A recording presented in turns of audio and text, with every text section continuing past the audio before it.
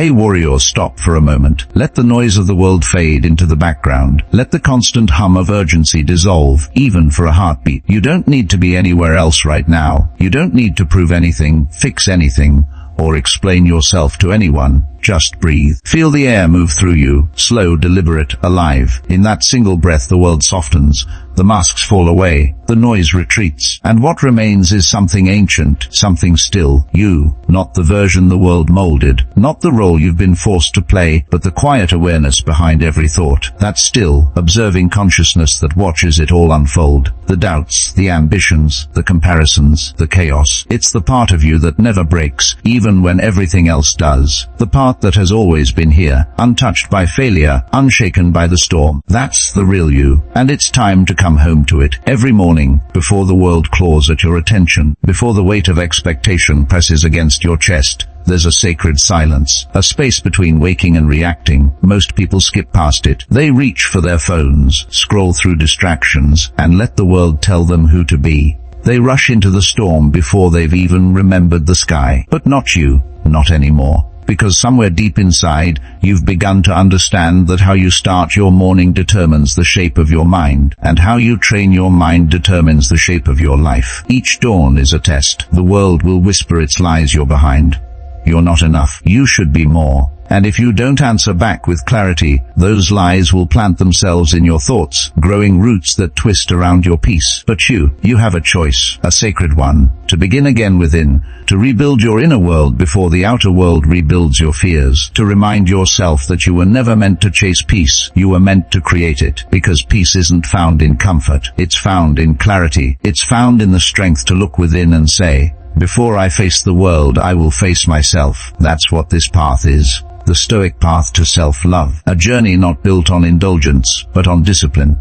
Not on perfection, but on presence. Not on pretending you're unbreakable, but on realizing you've always had the power to rebuild. You see, the modern world trains you to react, to wake up in defense mode, chasing things you can't control. But the Stoic trains the opposite muscles: stillness, the ability to observe without attachment, to witness without collapsing, to feel deeply, yet remain unmoved by chaos. That is mastery. Not suppression but sovereignty. To be still in a storm and say, this may shake the surface but it will not sink me. Most people wake up already losing, not because the day has defeated them, but because their mind has. Before they've even risen, they've already surrendered to thoughts that weaken their spirit. I'm not ready, I'm not enough, I'm behind. They step into the day carrying invisible chains, expectations, regrets, comparisons, dragging them through every hour. They mistake motion for meaning, and in their rush to keep up, they lose themselves, but not you, because you've begun to see the truth behind the noise. The quality of your life depends on the quality of your mind. Marcus Aurelius said, you have power over your mind, not outside events. Realize this, and you will find strength. That realization changes everything. It means peace isn't given, it's trained. It means love isn't found, it's remembered. It means that every thought is an act of creation, building the architecture of the world you experience. Your mind is not a mirror, it's an architect.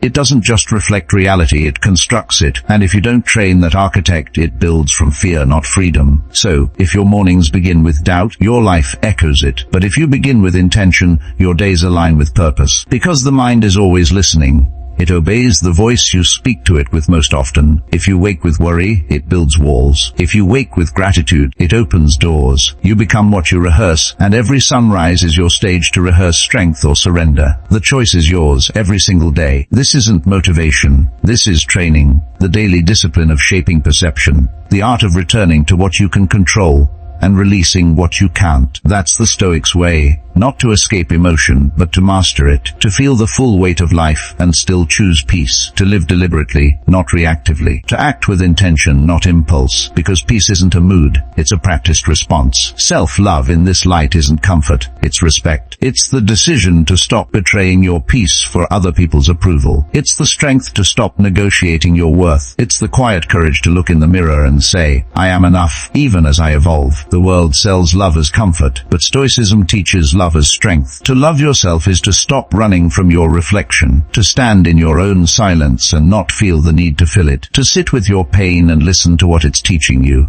You see, real strength isn't loud. It doesn't demand to be seen.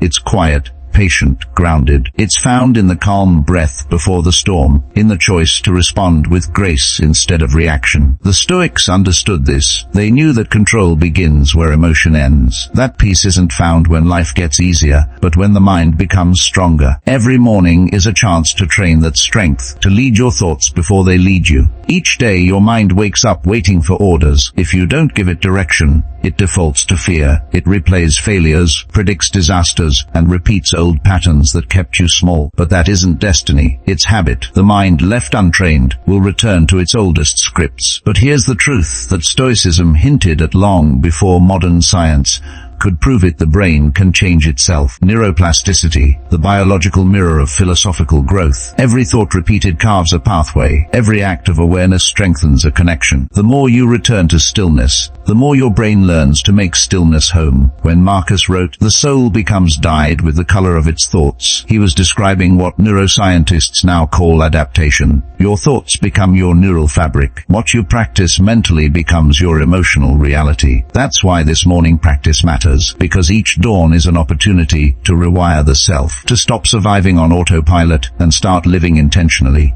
To remind yourself, I don't need control over everything. I need clarity over myself. Seneca said, difficulties strengthen the mind, as labor does the body. Meaning, the resistance you face each morning, the temptation to scroll, the weight of yesterday's doubt, the noise of expectation, all of it is your training ground. It's the arena where peace is forged, and each time you rise above it, you grow stronger in silence, in focus, in self-respect. So this is your moment, this breath this morning. A new chance to remember what you've always known, that the mind is both your weapon and your peace. That every sunrise is not just another day, but a sacred call to train your inner world before the outer world begins its pull. To wake up and whisper, today I choose awareness. Today I choose purpose. Today I choose myself. Because in the end your life will not be shaped by what you control, but by how you respond. And it all begins right here, in this breath, in this stillness, in this sacred return to your mind. Every human being stands at the same crossroad every morning, between the person they've been and the person they could become, between the noise of the world and the silence of truth, between reaction and creation. Most never pause long enough to notice this intersection. They wake up and move, pulled by invisible strings of expectation, chasing things they don't even remember choosing. They live in a trance, a blur of shoulds and have-tos, and call that living. But the truth is, they're not alive, they're just awake. And there's a difference. You, however, are beginning to feel it, that quiet tension between who you are and who you know you could be. It's not dissatisfaction, it's awakening. It's the soul's way of reminding you that comfort is not peace, that the life you're meant for demands something greater than drifting through days on autopilot. Because the greatest war is never against the world. It's against the part of you that resists growth, the part that fears stillness because it exposes truth, the part that would rather scroll through illusions than sit with reality, the part that would rather perform strength than practice it. The central struggle of the human experience has always been this: to master the mind before the mind masters you. Everything else, success, love, fulfillment, is downstream of that one truth. The battlefield is invisible, but its effects are everywhere. You can see it in the exhaustion of a soul that's been stretched thin by comparison, in the eyes of someone scrolling endlessly for meaning, in the heart that no longer trusts its own rhythm because it's tuned itself to the noise of others. That's the cost of a distracted mind, a slow erosion of self. The Stoics saw this centuries ago. Marcus Aurelius, ruling an empire, understood the same truth you're facing today in your quiet room. He wrote, "The happiness of your life depends upon the quality of your thoughts." He didn't say the quality of your circumstances, your possessions, or your reputation,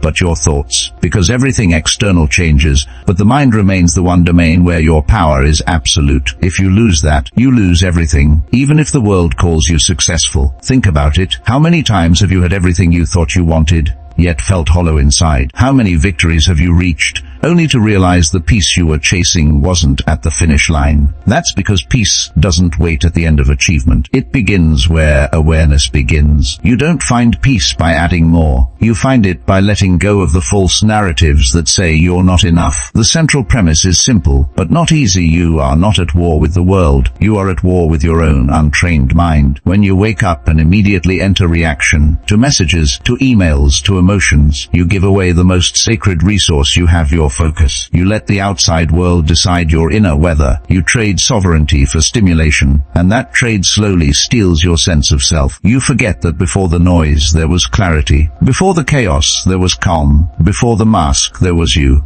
the quiet observer beneath it all. Most people spend their lives reacting to life instead of responding to it. They live in constant pursuit of approval, of success, of meaning, without realizing that meaning can't be chased, only created. You can't find peace by sprinting toward it. You can only find it by standing still long enough to remember where it lies, and that's within. The Stoics didn't wake up and pray for easy days. They prepared for hard ones. They rehearsed peace until it became muscle memory. They understood that control begins with perception, that the mind interprets every event before the soul reacts to it. Epictetus taught that we suffer not from events, but from our judgments about them. It's not what happens that breaks us, it's what we tell ourselves about what happens. The same storm that destroys one person becomes the training ground for another. The difference is not fate, it's focus. It's the discipline to control the narrative, not be controlled by it. That's the central premise of the Stoic mind. Perception is everything. Train it, and life transforms. Neglect it, and even comfort becomes chaos. And yet, the world doesn't teach us this. It teaches distraction over discipline, reaction over reflection, comfort over courage. It glorifies business as meaning and confusion as depth. We measure worth in likes and numbers, forgetting that stillness has always been the truest mirror of strength. We've learned to perform instead of perceive, to chase instead of choose. But beneath all that noise, your soul keeps whispering, remember. Remember who you were before the world told you who to be. Remember that peace was once natural to you, that you were born still, before fear trained you to rush. The tension between your present and potential isn't something to escape, it's something to honor. It means you're waking up. It means the illusion is cracking. It means you're finally ready to stop surviving and start living consciously. And that's where the real journey begins, not when you conquer the world, but when you reclaim your mind. Because that's the true empire, and every morning is your chance to rule it. Ask yourself, who am I when I'm not reacting? Who am I when the world is silent? Who am I when I stop trying to become someone and simply am? Those questions aren't rhetorical, they are gateways. Step through them often, and the answers will reshape your life. Because every reaction you resist, every moment of stillness you create, every time you choose awareness over impulse, you are returning home to your true self. This is the central premise of your transformation, that your mind, trained in stillness, can turn any chaos into clarity, that your thoughts, disciplined by truth, can build a life no external storm can shake, that your peace is not dependent on life being easy, but on your ability to remain unmoved when it isn't. Because when the world demands reaction, stillness becomes rebellion, and in that rebellion, you find freedom. So, when you wake tomorrow and feel the weight of the day pressing in, remember this moment. Remember that you've stood at this crossroad before, and you'll stand there again. Remember that you have the power to choose direction, to lead your mind instead of follow it. And when the noise rises, whisper softly to yourself, I am not what happens to me. I am how I choose to meet it. That is the foundation. That is the premise. That is where mastery begins. Your mind is the forge. Your thoughts are the fire. Every belief, every reaction, every quiet assumption about who you are, that is the metal being shaped in the flames of perception. And whether you become weapon or armor depends on the discipline of that mind. Because the truth is, the universe does not shape you with comfort, it shapes you with challenge. It does not whisper affirmation, it hands you resistance and says, here, build strength. The Stoics understood this long before neuroscience gave us language for it. Marcus Aurelius wrote, you have power over your mind, not outside events. Realize this, and you will find strength. Seneca said, difficulties strengthen the mind as labor does the body. These weren't poetic musings, they were survival codes. They knew the mind was a living structure, plastic, adaptive, capable of transformation. And centuries later, science would confirm it. Your thoughts carve neural pathways like rivers etching canyons through stone. Repetition becomes identity. Focus becomes destiny. Every time you choose awareness over impulse, you rewire yourself. Every time you hold still in the face of chaos, you teach your brain that peace is possible. This is neuroplasticity in action, the science of Stoicism made visible. What the ancients called virtue, we now call neural alignment. What they practiced through reflection, we now measure through rewired circuitry. And yet, the essence remains the same: control the inner, and the outer will follow. But most people live in reverse. They try to control everything external, the opinions of others, the uncertainty of life, the weather of circumstance, and they call that living. It's like trying to rearrange the waves instead of learning to sail. The Stoic path teaches the opposite. Let the sea be the sea, and master the vessel. Let the world be wild, and cultivate the calm that cannot be stolen. Because peace isn't the absence of storm. It's the skill of remaining steady within it. Think of your thoughts like weights in a gym. The ones that hurt to lift are the ones that make you stronger. The ones you avoid are the ones you need most. Every challenge you face, every heartbreak, every disappointment, every quiet night where your mind feels like an enemy, that is your training ground. The Stoic warrior does not flee from struggle. He refines himself through it. He meets the weight of life and says, good, another chance to practice. Viktor Frankl, who endured what few could imagine, wrote, between stimulus and response, there is a space. In that space is our power to choose our response. In our response lies our growth and our freedom. That space, that breath, is everything. It's the invisible gap between reaction and choice, chaos and clarity, destruction and discipline. That space is your forge. When you rush through it, you shatter. When you hold it, you create. Modern life tempts us to close that space. We are conditioned to react instantly, to stimuli, to opinions, to fear. The faster the reaction, the more we feel alive. But that speed is an illusion. The Stoic mind slows down time. It creates that sacred pause, that breath of awareness, and in that breath the world reorganizes. Because in that stillness, you remember you are not thought. You are the observer of thought. You are not emotion. You are the witness of emotion. You are not chaos. You are the space that contains it. Imagine your mind as a clear lake. Every thought is a stone thrown upon its surface. The untrained mind reacts to every ripple, chasing waves that fade before they're even understood. The trained mind watches them rise and fall unmoved, knowing that clarity returns when disturbance is allowed to pass. That's what Stoicism trains, not suppression, but understanding, not numbness, but neutrality, not detachment from life, but mastery within it. Your thoughts build patterns, and your patterns build you. You cannot think like a victim and expect the life of a victor. You cannot feed your mind chaos and expect peace. The brain is obedient. It becomes what you repeatedly tell it to become. If you feed it fear, it will find more to fear. If you feed it gratitude, it will find more to honor. The Stoics didn't preach positivity, they practiced precision. They directed thought like an artist directs color. Carefully, intentionally, deliberately. In the silence of morning, Marcus Aurelius would remind himself, today I will meet ungrateful men, arrogant men, deceitful men. He didn't do this to complain. He did it to prepare. He understood that expectation is the root of disturbance. To expect fairness from the world is to wage war on reality. The Stoic does not demand the world to change. He changes how he meets it. He rehearses adversity in his mind so that when it arrives, he greets it as an old friend. This is what training the mind looks like. Repetition in the unseen moments. No audience, no applause. Just you and the mirror of your own thoughts. You catch yourself judging, and you practice compassion.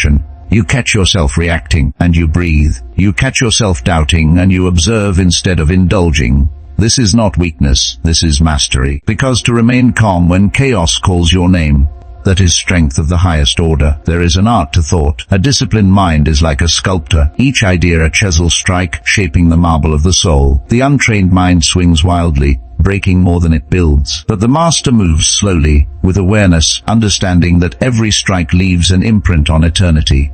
Your words become your reality. Your self-talk becomes your identity. Your focus becomes your fate. Science confirms what the ancients intuited: neurons that fire together wire together. Every time you rehearse gratitude, you strengthen the pathways of appreciation. Every time you choose patience, you lengthen your emotional fuse. Every time you observe instead of react, you build neural resilience. Stoicism is not cold detachment. It is emotional fluency. It is the mind learning to dance with life without losing balance. And so the philosophical foundation stands upon this truth. Control is not about domination. It's about alignment. It's the inner architecture that allows you to live in harmony with what is. You cannot control the world, but you can control your perception of it. You cannot cannot choose what happens, but you can always choose what it means, and meaning, chosen consciously, becomes power. So the next time you feel lost, remember your thoughts are not commands, they are suggestions. You do not have to believe everything you think. You can pause, you can breathe, you can choose a different response. That moment of choice, that single breath between stimulus and reaction, that is the essence of both stoicism and freedom.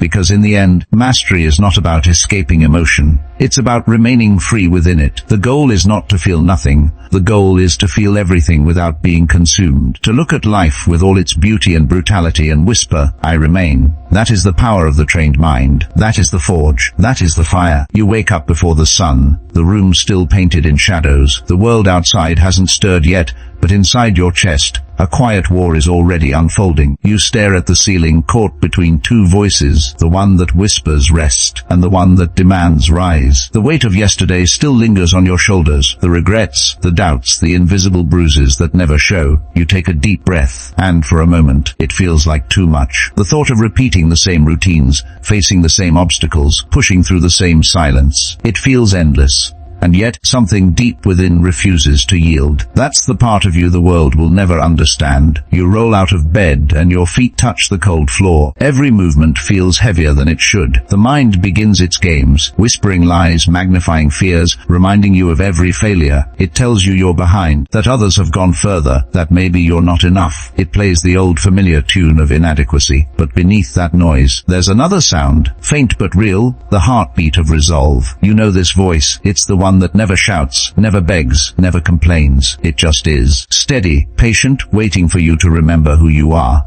You stumble through the day, you make mistakes, you speak words you didn't mean, stay silent when you should have spoken, and watch opportunities slip through your fingers. You see others succeed effortlessly, while your progress feels like dragging chains through mud. There are days you give everything you have, and life gives you nothing in return. You pray for a sign, and the only answer is silence. You start to wonder if the silence means abandonment, but maybe, just maybe, it means preparation. Because the truth is, you don't grow when things go your way.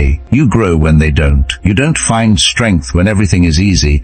You find it when your soul is tested in darkness. The Stoics called this the furnace of character, the place where weakness burns away and what remains is pure will. You can't fake that. You can't shortcut that. You have to walk through the fire. And yes, it hurts. Yes, it's lonely. But that loneliness is the birth of clarity. That pain is the proof you're evolving. You fall again and again, sometimes from exhaustion, sometimes from doubt. But every time you fall, you rise. Maybe not quickly, maybe not cleanly, but you rise. And that act, that simple, quiet act, is everything. Because resilience is not loud. It's not fireworks or speeches or perfect comebacks. It's the silent, stubborn refusal to surrender. It's the moment you whisper, not today, when every part of you wants to quit. There will be days when your heart feels heavied and your purpose feels distant. You'll question why you started, whether it's worth it, whether you're even capable. That's when you must remember, everyone who ever built something great walked through that same fog. Marcus Aurelius wrote his meditations not in peace, but in war. Seneca wrote his letters in exile. Epictetus taught from a place of slavery. Greatness has never grown in comfort. It is born in resistance, and so are you. You will be misunderstood. You will be doubted. You will outgrow people who refuse to grow with you. That's part of it. Because the higher you climb, the thinner the air becomes. Not because you're doing something wrong, but because few are willing to breathe that deep. Solitude isn't punishment. It's the price of evolution. You can't carry everyone up the mountain, but you can lead by example. You can show that it's possible to walk through pain and still remain whole. You'll learn that comparison is poison, that no one's timeline is yours, that every journey has seasons, some radiant, some brutal, all essential. You'll stop asking, why me, and start whispering, why not me? Because life doesn't choose its warriors by chance, it chooses them by challenge. The greater your storm, the greater your calling to master stillness within it. You will learn that what you once called failure was not punishment, it was refinement. There will be moments when you're surrounded by people and still feel unseen. You'll smile, but the eyes in the mirror will know the truth, that you're tired, that you've given more than anyone realizes. But that's the paradox of strength. The world only sees the surface. It never sees the battles beneath. It sees your calm and calls it luck. It sees your discipline and calls it talent. But you know what it really is. It's hours of unseen struggle. It's the decision to show up when no one claps. It's the quiet promise you made to yourself and kept even when no one was watching. And one day you will notice it, not suddenly, but gradually. The things that once broke you no longer have the same power. The words that once wounded now pass through you like wind. The fears that once controlled you have lost their grip. You've changed, not because life got easier, but because you got stronger. You've trained your mind to meet chaos with calm, to meet uncertainty with patience, to meet pain with understanding.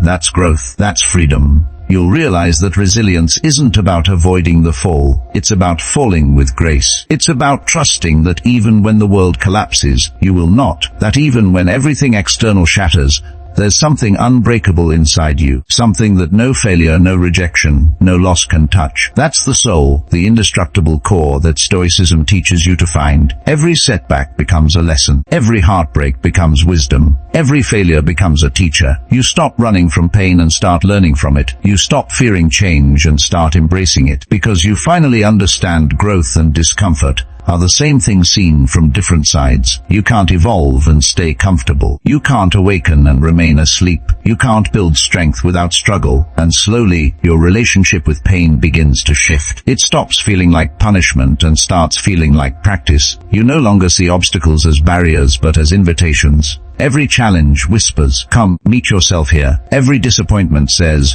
"Let's see how deep your patience goes." Every failure asks, "Do you still believe?" And your answer, through tears, through fatigue, through the trembling voice that refuses to break, is always the same. Yes, because that's who you are. You are not the mistakes. You are not the failures. You are the strength that rises between them. You are the calm after the storm, the stillness after the struggle, the flame that refuses to die. You've fallen 1,000 times, and yet you're still here. Not by accident, but by choice. You've chosen to rise. You've chosen to fight. You've chosen to believe that something greater waits on the other side of pain. And when you look back one day, you'll see it, that every moment of doubt was necessary, that every fall carved depth into your soul, that every heartbreak taught you how to love without attachment, how to live without fear, how to stand without approval. You'll see that nothing was wasted, that the pain you hated was the very thing that shaped you, that all along, you were being refined, not ruined. This is the emotional journey, not a path of perfection, but of persistence. Not the story of never falling, but of never staying down. Because to live is to struggle, and to struggle consciously is to awaken. You rise not to prove the world wrong, but to prove your soul right. You rise not to become someone else, but to remember who you already were beneath the doubt. You are not broken, you are becoming. There comes a point, usually in the quiet after the chaos, when something within you finally shifts. You stop asking life to be easier. You stop demanding the world to understand. You stop begging for the noise to fade.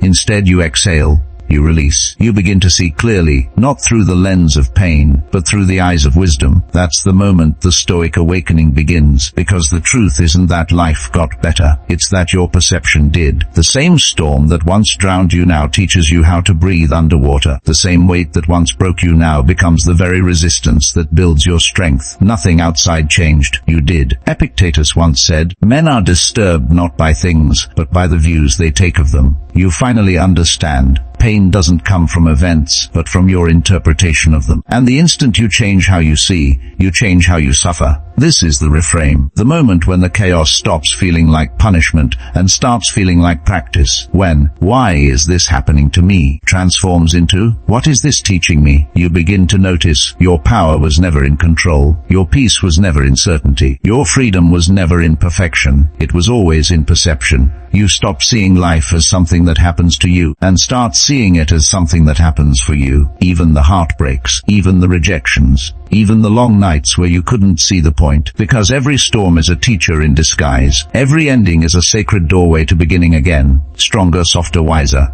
And when that realization hits, something deep in your soul whispers a word that changes everything. Amor fati, the love of fate, not acceptance, not tolerance, love. The willingness to embrace everything that happens, not because it's easy, but because it's yours. Because life isn't random, it's rhythmic. Every challenge was preparing you for the moment you'd finally open your eyes and understand. It was never working against you, it was always working within you. You stop resisting the storm and start dancing in the rain. You stop asking, why now? And start saying, yes, now. Because amor fati is not passive surrender, it's active alignment. It's the audacity to say, I will not only accept what happens, I will love it, because it's shaping the person I was always meant to become. And in that love you find freedom. Because once you stop fighting what is, you reclaim the energy to create what can be. You stop wasting your spirit on resistance and start investing it into response. That's the Stoic's secret, not control, but clarity. Then another truth follows, memento mori. Remember you must die, not as a morbid thought, but as a sacred reminder that life is fleeting, that every sunrise you witness is borrowed light, that every breath is a gift you'll one day give back.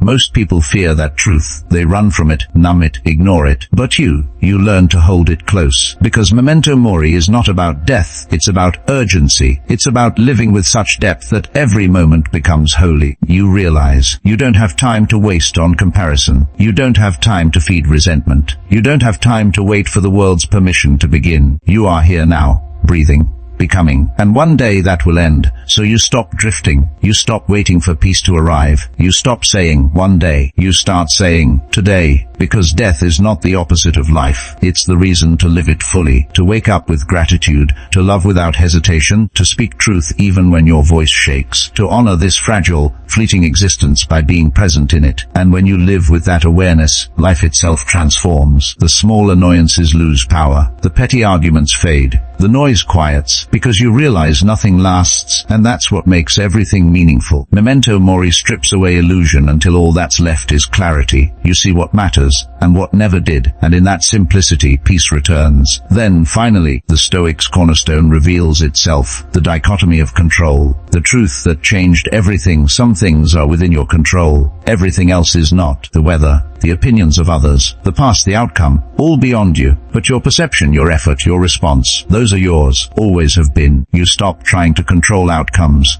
and start mastering input. You stop obsessing over what might happen and focus on what you can do right now. And with that focus comes liberation. Because most suffering isn't from what happens, it's from wishing things were different. The Stoics called that the root of all unnecessary pain, resistance to reality. But when you finally accept what's outside your control, you stop fighting the river. You learn to flow with it. And that flow is freedom. You no longer need the world to cooperate for you to be at peace. You no longer need people to understand for you to stay grounded. You no longer need certainty to feel safe, because your safety comes from sovereignty, the inner knowing that no matter what happens you can handle it. Marcus Aurelius wrote, "Does what happened keep you from acting with justice, generosity, self-control, sanity, prudence, honesty, humility, straightforwardness, and all other virtues? If not, then don't be upset. The obstacle is only in your mind." And suddenly you see it. Every obstacle was a test of your perception. Every setback was an invitation to return to the only place peace has ever existed within. That's when you stop saying, "I'll be happy when," and start saying, "I am peaceful now." You stop trying to fix life and start flowing through it. You stop trying to control the world and start mastering yourself. Because true mastery is not domination. It's alignment. It's walking through chaos and staying calm. It's facing uncertainty and staying steady. It's being surrounded by noise and remaining still. And that's the paradox. When you stop trying to control life, you finally begin to live it. You've reframed the struggle. You've reclaimed your perception. You've remembered your power. Now, everything changes. Not because the world shifts, but because your mind does. And that shift is irreversible. Now that your perception has shifted, you begin to feel the power returning to where it's always belonged, inside. The noise doesn't disappear, but it loses authority. The world still moves, still shouts, still demands, but you no longer bow to its rhythm. You rise to your own, because the Stoic path is not about escaping the world. It's about mastering your movement within it. Every morning becomes your dojo, your sacred space to practice peace before the day begins. And like any form of mastery, it starts with repetition, the daily reaffirmation of truth. 5 pillars, 5 disciplines for the mind, 5 ways to return to yourself. Pillar 1, I choose my response. In those 4 words lives your freedom. You may not control what happens, but you always control what it becomes inside you. Every event, every emotion, every challenge presents a fork in the road. React or respond. Reaction is instinct, response is mastery. Reaction is chaos, response is clarity. Reaction is born from fear, response is born from wisdom. When you say, I choose my response, you remind yourself that your inner peace doesn't depend on the outer world. You become the space between stimulus and reaction. The sacred pause Viktor Frankl called all power to choose. He wrote, between stimulus and response there is a space. In that space is our power to choose our response. In our response lies our growth and our freedom. Every time you choose calm over anger, patience over haste, compassion over judgment, you strengthen that space. You widen the distance between impulse and intention. You train your nervous system to follow wisdom instead of emotion. This is neuroplasticity in motion, your mind learning a new way to exist. So when the next challenge arises, don't rush to control the situation. Control your stance within it. Whisper inwardly, I choose my response. And in that single breath you turn chaos into clarity, confusion into direction. Pillar 2 growth lives here. Every morning you face a choice, to resist what is, or to grow through it. The Stoics knew that adversity isn't the enemy of peace, it's the training ground for it. Seneca said, difficulties strengthen the mind, as labor does the body. The same way your muscles grow from resistance, your mind expands through challenge. When you say, growth lives here, you stop asking for easy days, you start asking for honest ones. You stop running from discomfort, because you know it's the sculptor of strength. You look at each setback and say, here lies my evolution. You look at failure and see data, not defeat. You look at pain and see instruction, not punishment. This is amor fati in action, the love of your own unfolding. You stop labeling experiences as good or bad. You see everything as necessary. The missed opportunity, the heartbreak, the delay, all are chisels shaping the marble of your soul. And as you repeat this affirmation, something shifts. Struggle no longer feels like suffering. It feels like training. You stop being a victim of your experience and become a student of it. You start to realize everything that happens for growth, and growth lives here. Pillar 3 today matters most. The anxious mind lives in the future. The regretful mind lives in the past. The peaceful mind lives in the present. Marcus Aurelius reminded himself daily, do not act as if you were going to live 10,000 years. Death hangs over you. While you live, while it is in your power, be good. When you say today matters most, you pull yourself back into the only time that ever truly exists, now. You stop waiting for the perfect moment. You realize that the perfect moment is the one you're breathing in. The Stoics lived each day as a lifetime. Complete, self-contained and sacred, because tomorrow isn't promised. Yesterday cannot be changed. The present is all you ever hold, and every morning, you have the power to make it count, to give it meaning through focus, gratitude and effort. So as you rise, say to yourself, today is not preparation for life, it is life. Live it awake, live it deliberately, live it with the calm intensity of someone who knows this moment will never come again. Because when you start honoring each day as sacred, you stop waiting for your life to begin. You realize it already has. Pillar 4 I am enough. This one is the hardest and the most important. The mind conditioned by the world will whisper endlessly that you're behind, that you need more to be whole. That peace is found somewhere beyond your current self. But the Stoic truth shatters that illusion. You were already enough the moment you began breathing. I am enough is not complacency. It's alignment. It's the recognition that you are a work in progress and a masterpiece at the same time, that you can strive for better without despising who you are, that you can evolve without rejecting your roots. When you say I am enough, you reclaim your worth from the external. You stop looking for mirrors in other people's opinions. You stop begging the world to validate what was always true. You begin to act from love instead of lack. The world sells the illusion that peace is something to earn. But self-love, true, Stoic self-love, is the courage to stand in imperfection and call it sacred. It's saying, even as I grow I am whole. And in that recognition, the war within quiets. You no longer chase wholeness, you practice it. You no longer run toward peace, you stand in it.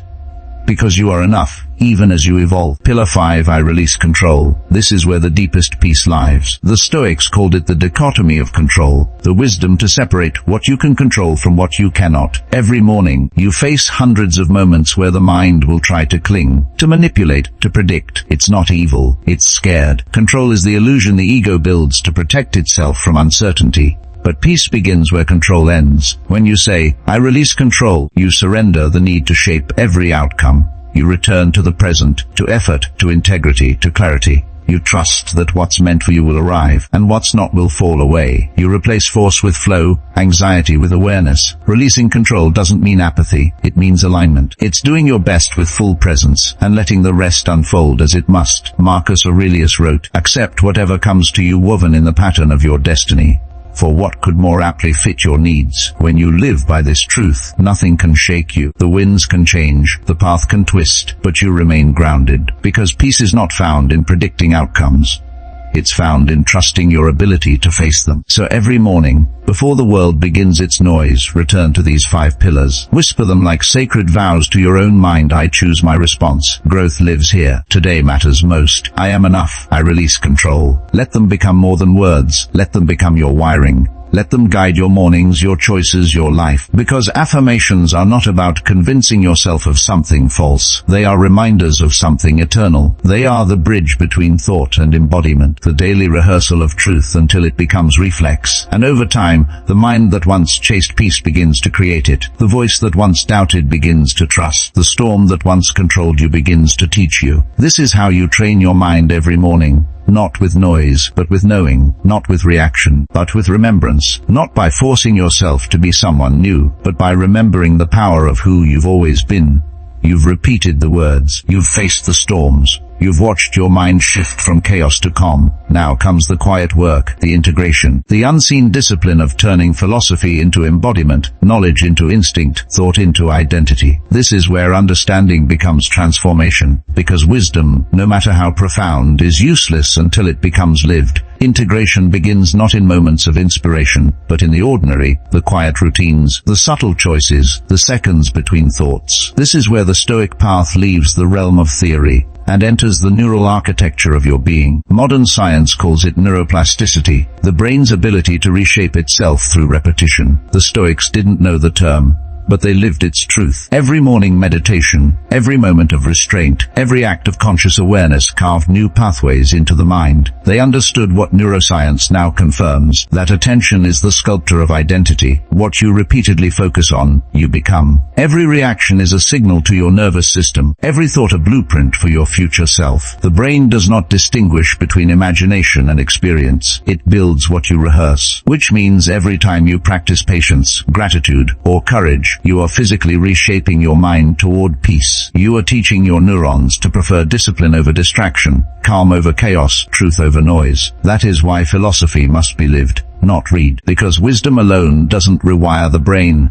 Repetition does. The Stoics trained their minds daily because they understood that without daily practice, philosophy fades into poetry. It becomes something you admire instead of something you embody. So you rise each morning and return to the forge. You sit with your thoughts before the world enters. You observe your emotions before they consume you. You remind yourself, I choose my response. Growth lives here. Today matters most. I am enough. I release control. These are not affirmations of comfort. They are anchors of awareness. And awareness is everything. Viktor Frankl wrote, when we are no longer able to change a situation, we are challenged to change ourselves. That is the essence of Stoic integration. Self-transformation through self-awareness. You can't control the tides, but you can learn to sail. You can't silence the storm, but you can quiet the sailor within. When awareness deepens, you begin to notice the machinery of the mind, the thoughts that arise, the emotions that follow, the impulses that seek release. But instead of reacting, you observe. Instead of drowning in thought, you watch thought. And that shift, from identification to observation, is liberation. The Stoics called this the view from above,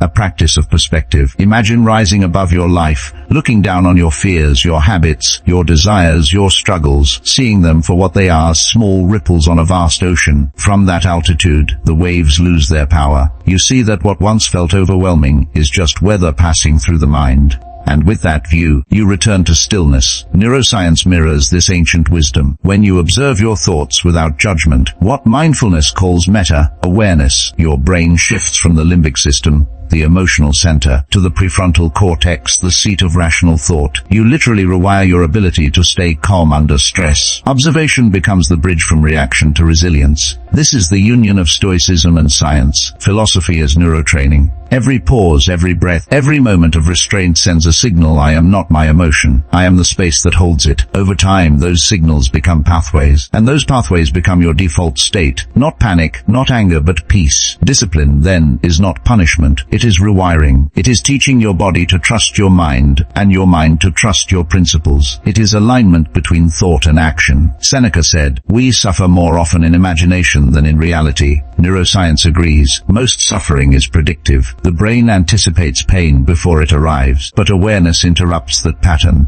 It says, "Stay here. This moment is safe. Respond, don't react." Through integration, you begin to notice the power of presence. The day becomes a meditation, the walk to work, the conversation, the silence before sleep. Every act becomes an opportunity to practice virtue. Every challenge becomes a reminder of control. You stop separating philosophy from life because you understand they are the same. Marcus Aurelius didn't write meditations to be quoted. He wrote it to survive himself. His words were not meant for others. They were reminders to his own mind, and so must yours be. Integration is not about external validation. It's about internal reinforcement. It's about writing your own meditations through the way you live, breathe, and act. There will be days when you fall, when the noise is too loud, when emotion wins, when you forget everything you've learned. On those days, remember, falling is part of wiring. Each time you return to awareness, you strengthen the connection. Each time you forgive yourself, you teach your mind resilience. Growth is not linear, it's cyclical. You spiral upward, revisiting old lessons with deeper understanding. And slowly, without announcement, without recognition, you notice change. The world that once provoked you now feels quieter. The challenges that once broke you now feel lighter. You respond where you once reacted. You breathe where you once shouted. You stand tall in storms that once made you crumble. That is integration. Philosophy made flesh, wisdom made reflex. It's not perfection you're chasing, it's consistency. The Stoics didn't seek to become gods. They sought to become grounded humans, anchored, aware, unshaken. You learn to live the truth that peace is not a destination but a discipline. It's the result of practicing stillness in motion, presence in chaos, clarity in confusion. Integration is the art of remembering, moment after moment, that your mind is the architect of everything, that the external is the canvas, and your perception the brush, that your habits are the bricks of identity, laid one conscious act at a time. So train your mind like you train a muscle, not once but daily. Feed it with focus, strengthen it with silence, challenge it with discipline, rest it with gratitude, and one day, without even realizing it, you'll wake up in a peace you no longer have to seek, because peace will have become your natural state, not a visitor, but a resident. This is the Stoic path reborn through modern understanding, ancient wisdom grounded in biological truth. The brain is the forge, awareness is the fire, and discipline is the hammer. Every choice you make is a strike of that hammer shaping who you become. And in time you'll look back and realize, the mind you once fought against has become your greatest ally. The noise that once consumed you has become the background music to your clarity. You didn't escape the chaos, you learned to conduct it. That is integration. That is freedom. Hey warrior, take a breath. Not the shallow one the world taught you, the one that only fills your lungs halfway, but a full, deliberate breath that reaches your core. Feel it rise, feel it fall, feel the quiet that follows. This is where the journey ends, and begins again. You've walked through the storm. You've faced the mirror. You've seen the truth of yourself, unpolished, unguarded, unafraid. You've tasted pain, confusion, doubt, and somewhere within that chaos, you found something steady. You found awareness. You found control. You found peace. This is the paradox of the path. You searched for strength in the world, but it was always buried in your stillness. You chased purpose in the distance, only to find it was waiting in the space between breaths. You thought you had to become someone new, but in truth, you were only remembering who you've always been, powerful, grounded, free. The world will not change when you finish this. It will still test you, it will still tempt you, but you will meet it differently now. You will walk slower, speak softer, choose more wisely, because you've learned that the most powerful presence is the one that doesn't need to prove anything. Remember this. Mastery isn't about eliminating emotion, it's about understanding it. Fear will still visit, doubt will still whisper, but now they don't control you. You'll greet them like old friends who've outlived their power. You'll nod, smile, and continue walking, because you know who you are. You know what matters. Marcus Aurelius wrote, "You have power over your mind, not outside events." Realize this, and you will find strength. That sentence, once just ink on a page, now beats inside you. You've lived it. You've felt it. You've seen how the moment you take ownership of your inner world, the outer one loses its grip. You can't always choose your circumstances, but you can always choose your stance. And that's what defines a Stoic. Not indifference, but awareness. Not numbness, but presence. You've learned that peace isn't a lack of feeling, it's the ability to feel deeply without losing your balance, to love without attachment, to act without fear, to endure without bitterness. You understand now that control was never the goal, clarity was. You no longer need to predict the storm, because you've become the calm inside it. You no longer need to force outcomes, because you trust your ability to adapt. You no longer fear endings, because you know every ending hides a beginning in disguise. Look back for a moment, not to dwell, but to honor the ground you've walked. Every mistake was a lesson in disguise. Every heartbreak was a door disguised as loss. Every moment of silence was an invitation to return home, to yourself. You learned patience from the waiting, strength from the falling, courage from the rebuilding. You learned that nothing was wasted, not even the pain. And now, standing here, breathing with intention, you finally understand the simplest and hardest truth of all. You are responsible for the atmosphere within your own mind. Not your past, not the people who hurt you, not the circumstances you couldn't control. You. Always you. Responsibility is freedom in disguise, because once you stop waiting for someone else to save you, you realize you never needed saving. You needed remembering. You needed awareness. You needed the stillness that tells you, this is your life. Don't waste it watching the waves become the tide. So let this be your vow, to walk forward with intention, to meet each day as a teacher, to let go of the illusion that peace is something to be found. Peace is not a destination.